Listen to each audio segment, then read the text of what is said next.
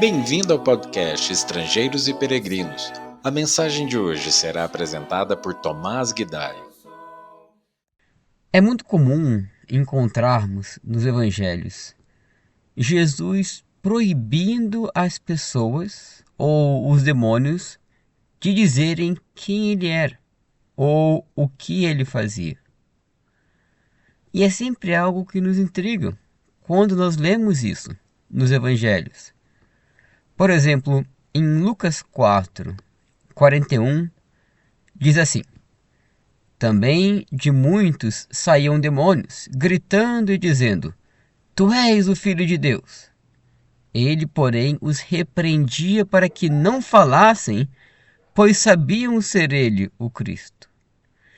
Após Jesus curar um leproso, ordenou-lhe que a ninguém o dissesse.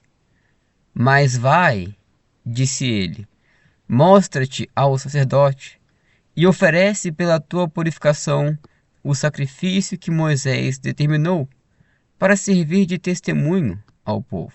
Isso está lá em Lucas, capítulo 5, versículo 14. E em Lucas 9, Jesus perguntou aos seus apóstolos: Mas vós, perguntou ele, quem dizeis que eu sou? Então falou Pedro e disse: És o Cristo de Deus. Ele, porém, advertindo-os, mandou que ninguém declarasse tal coisa. E após a transfiguração, em Marcos 9:9, Jesus lhes ordenou que não divulgassem as coisas que tinham visto, até o dia em que o Filho do Homem ressuscitasse dentre os mortos. Jesus só vai declarar abertamente quem ele era no final da sua vida. Em Marcos 14, versículos 61 e 62, diz assim: Tornou a interrogá-lo o sumo sacerdote e lhe disse: És tu o Cristo, filho do Deus bendito? Jesus respondeu: Eu sou. E vereis o Filho do Homem assentado à direita do Todo-Poderoso e vindo com as nuvens do céu. Agora, tudo isso é intrigante porque nós nos perguntamos por que Jesus não queria que as pessoas soubessem quem ele era. Por que ele impedia que homens e demônios anunciassem que ele era o Cristo, Filho de Deus? Não seria isso, porventura, benéfico para o trabalho dele? Não iria ajudar na divulgação do seu ministério? Podemos pensar em alguns motivos para isso. O primeiro deles, penso eu, é que Jesus não queria que os demônios fizessem isso. Jesus não queria ter nenhuma associação com as trevas. Não queria o serviço dos mensageiros da treva para anunciar quem ele era. Podemos pensar também, como no caso da cura do leproso, que à medida que o seu nome fosse se tornando conhecido, ia dificultando a entrada de Jesus nas cidades para pregar nas cidades. Mas pensando um pouco mais além agora, Jesus não queria que as pessoas soubessem quem ele era antes de compreenderem a real natureza do Messias, a real natureza do Filho de Deus. Não seria uma missão difícil para Jesus comprovar aos homens que ele era de fato o Messias, o Filho de Deus? O grande desafio residia em ajudar o povo a entender a natureza desse Messias, a missão do Filho de Deus. Peguemos, por exemplo, o apóstolo Pedro. Ao final do ministério de Jesus, próximo já da sua morte, Pedro reconheceu com clareza quem era Jesus. Ele afirmou com veemência: Tu és o Cristo, o Filho de Deus.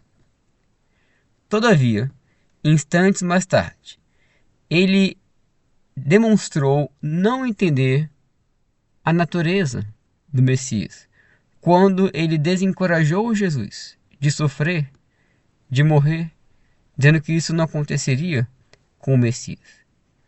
Então Pedro soube identificar quem era Jesus, mas não soube compreender a missão do Messias, a natureza do Filho de Deus. E isso não só com Pedro. Imagino que a maioria dos discípulos de Jesus tiveram a mesma dificuldade.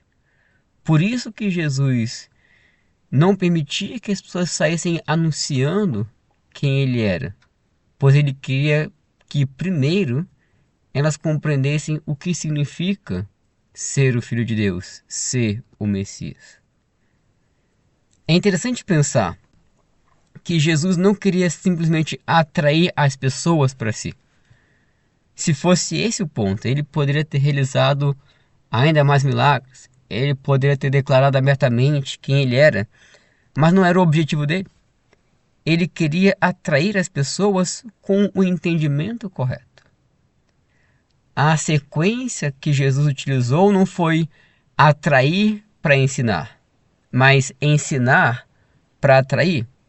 Ou seja, ele não usou de diferentes mecanismos, de diferentes iscas, para atrair cada vez mais pessoas para ele, e uma vez que as pessoas estavam já atraídas por ele, ele os ensinou a verdade. Não foi isso, foi o contrário. Primeiro ele ensinou a verdade, para que então as pessoas que se interessassem pela verdade fossem atraídas pelo ensinamento dele, pela verdade. Se Jesus estivesse focado em simplesmente atrair para si as pessoas, independente da compreensão que elas tinham do seu trabalho, da sua natureza, seria prejudicial para o seu ministério. Inclusive, algumas pessoas que se aproximaram de Jesus por causa dos sinais que ele fez, tentaram numa ocasião proclamar um rei terreno. Mas não era isso que Jesus queria. Isso só iria atrapalhar o seu trabalho. E Jesus logo fugiu dessas pessoas para que elas não tivessem bom êxito nisso. Pensando hoje, muitas igrejas têm como grande ambição atrair pessoas.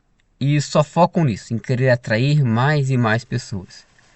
E para isso, acabam utilizando de diversas iscas. Promovem festas com comidas, com divertimento. Promovem eventos sociais com brinquedos para crianças e coisas do tipo. Distribuem cestas básicas. Constroem quadras esportivas e parquinhos nos seus prédios da igreja. E inúmeras outras coisas. E uma vez que conseguem iscar as pessoas com essas diversas iscas, aí tentam então ensinar o evangelho para essas pessoas. E até parece funcionar em alguns casos, mas nós precisamos entender que as pessoas atraídas estão interessadas nas iscas. Então, se uma igreja usa eventos sociais para atrair pessoas, vai ter uma igreja interessada em eventos sociais e não na palavra.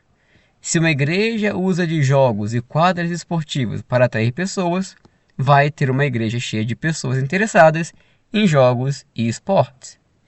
As pessoas até podem permanecer na igreja, mas permanecerão lá enquanto a isca estiver lá. O coração delas não está genuinamente no Senhor, mas está interessada na isca. Jesus, em momento algum, demonstrou se preocupar em manter as pessoas consigo. Inclusive, certa vez, toda uma multidão se desfez, abandonou Jesus, após ouvir palavras duras e verdadeiras, ficando apenas os 12 com ele. Então, as igrejas de Jesus não devem se preocupar em usar recursos mundanos para manter pessoas com interesses mundanos perto de si.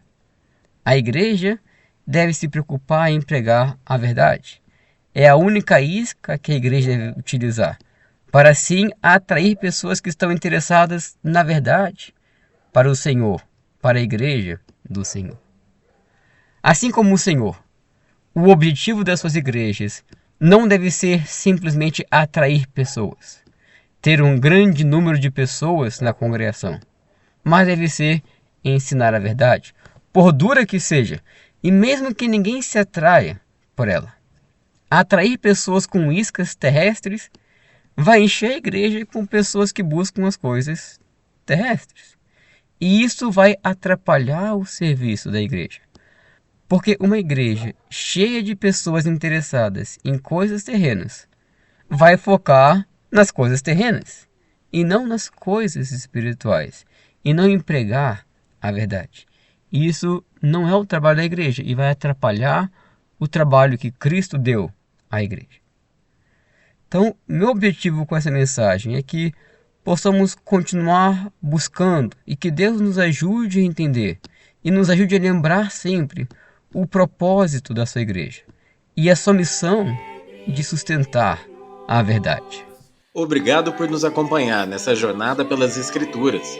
Volte amanhã para ouvir mais uma mensagem do podcast Estrangeiros e Peregrinos.